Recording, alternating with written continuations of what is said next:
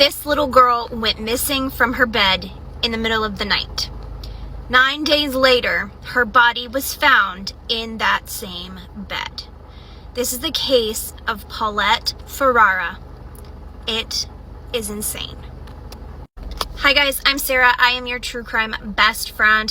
I post here and then over on YouTube. Today's case is a really sad one. It's a bizarre one, so buckle up. Let's get started. Lizette and Mauricio Farah had two daughters, one named Lizette and one named Paulette. They were a rather wealthy family living in Mexico. The family were fortunate to have nannies helping them care for their children. This was really needed and really important because their youngest daughter, Paulette, had health problems. She was born premature at 25 weeks. She had motor disabilities, language impairments. She required around-the-clock care. She had to go to lots of doctors, have lots of medication. So her two nannies cared for her on a daily basis. Paulette did have problems with language and also moving around, getting from place to place. She didn't walk well, but she was very smart. She learned through therapy how to take a few steps and also learned a few words such as mama, dada, and also food. On March 21st, around 9 p.m., the family returned home from a trip. The nanny helped Paulette into her pajamas, and Paulette's mother and her nanny gave her a goodnight kiss. That was the last time they saw Paulette alive. The following day, March 22nd, 2010, the nannies began waking up the children for school. After getting Lizette ready, they went into the room to wake up Paulette. However, she was nowhere to be found. The family searched this large luxury apartment, but the child was missing. This was so strange because there was no sign of Paulette leaving the building, nor could she have because of her motor disabilities.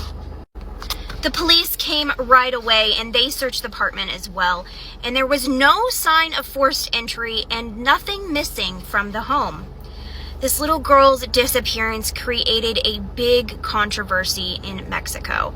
On average, more than 4 children go missing in Mexico every day, and police couldn't juggle all of these cases.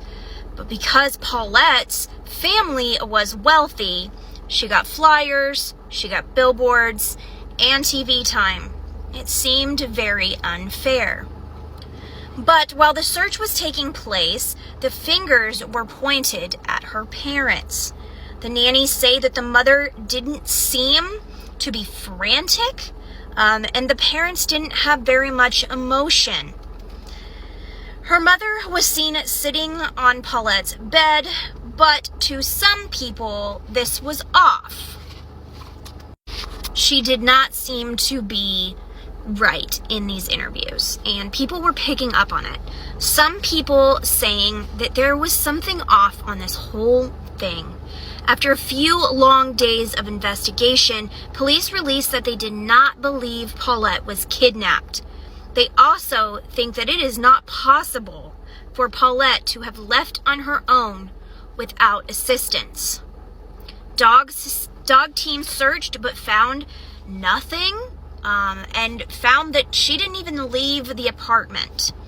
On March 29th, 2010, the parents and nannies were placed on house arrest.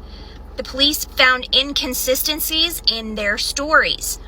They were transferred to hotels to begin getting questioned for doing something.